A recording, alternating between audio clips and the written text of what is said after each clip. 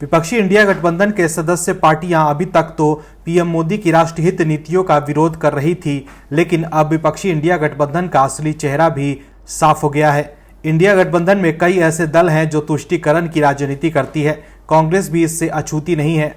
अब कांग्रेस, जो इंडिया गठबंधन का सबसे बड़ा दल है, उसके लिए बैठे बिठाए चिंता बढ़ गई है। देश की लगभग 80% से अधिक आबादी हिंदू है। जिस तरह का बयान इंडिया गठबंधन के नेता की तरफ से आया है, उससे फिर से मोदी की जीत लगभग तय कर दी है।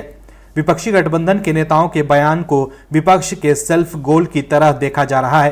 कांग्रेस जहां सफाई दे रही है, वहीं बीजेपी फ्रंट फुट से विपक्ष की धुलाई कर रही है। क्या है खबर और कैसे कांग्रेस की बढ़ गई है आफत, बताते हैं आपको इस रिपोर्ट में। दरअसल तमिलनाडु के मुख्यमंत्री एमके स्टालिन के बेटे और राज्य के युवा कल्याण मंत्री उदयनिधि स्टालिन ने सनातन धर्म को लेकर जो बयान दिया है, उससे सियासी सरगर्मी तेज हो गई है।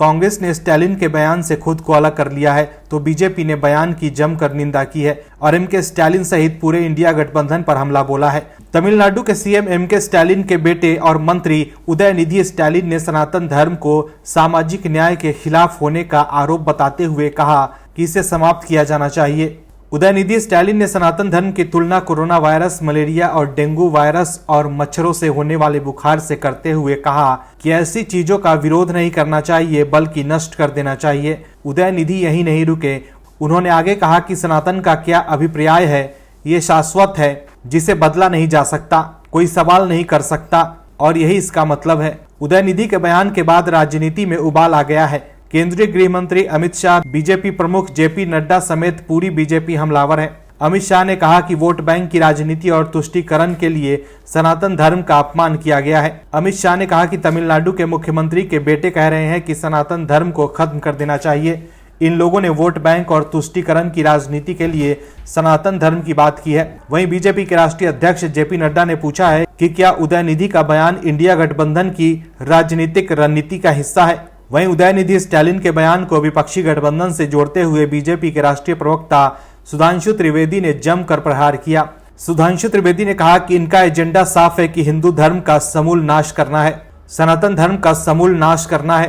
तो ये सिर्फ कोई धर्म संस्कृति का विषय नहीं है, ये भारत का समूल नाश करने का आधार है। सुधांशु त्रिवेदी ने कहा कि आप सभी ने देखा होगा कि इस तथाकथित घमंडिया गठबंधन के घटक दल तमिलनाडु के डीएमके के मंत्री उदयनिधि स्टालिन का जो एक बयान आया है, उसमें ये मोहब्बत के दुकानदार का असली किरदार अब पूरी तरह उजागर हो गया है। क्योंकि हम ये कह रहे हैं कि ये कोई आइसोलेशन में दिया गया बयान नहीं है, लेकिन इसमें पूरा परिणामी क्रम है।